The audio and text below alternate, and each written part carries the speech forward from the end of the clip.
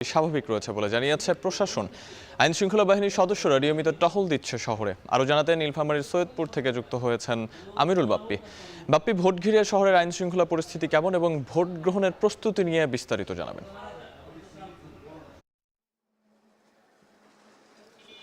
সাহাব, ৮-১০টা দিনের মতোই সৈয়দপুর শহরের এই সকালটি শুরু হয়েছে একটু, এবং বাণিজ্যিক নগরী হিসেবে যেহেতু খ্যাতি আছে সৈয়দপুরের, ধীরে ধীরে দোকানপাটগুলো খুলতে শুরু করেছে এবং ব্যবসা শুরু হচ্ছে ধীরে ধীরে, এবং আইনশৃঙ্খলা পরিস্থিতি একেবারেই স্বাভাবিক রয়েছে বলে আমাদেরকে জানিয়েছে প্রশাসন।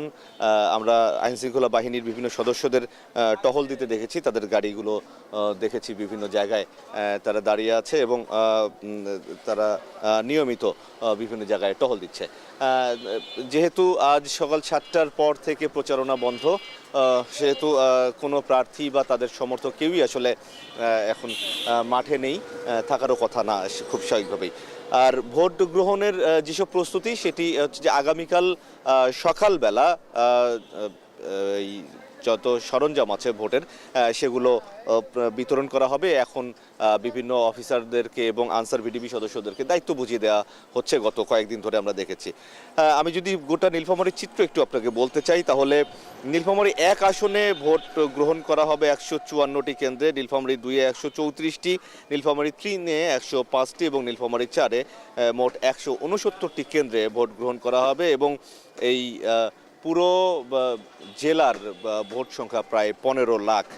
তো এই 15 লাখ ভোটারকে নিয়ন্ত্রণ করতে যথেষ্ট পরিমাণে আইনশৃঙ্খলা বাহিনী মোতায়েন থাকবে বলে আমরা জানতে পেরেছি। এছাড়াও যেসব যারা ভোট গ্রহণ করবেন সেসব কর্মকর্তাদের ইতোমধ্যেই ট্রেনিং সম্পন্ন হয়েছে। যারা নিরাপত্তার দায়িত্বে অন্যান্য বাহিনীর যারা লোকজন থাকবেন, যেমন আনসার ভিটিপি, পুলিশ বাহিনী, তাদের সবাইকে ট্রেনিং দেওয়া হয়ে গেছে এবং তারা সবাই যার যার কেন্দ্র বুঝে নিচ্ছেন বলেও আমরা জানতে পেরেছি।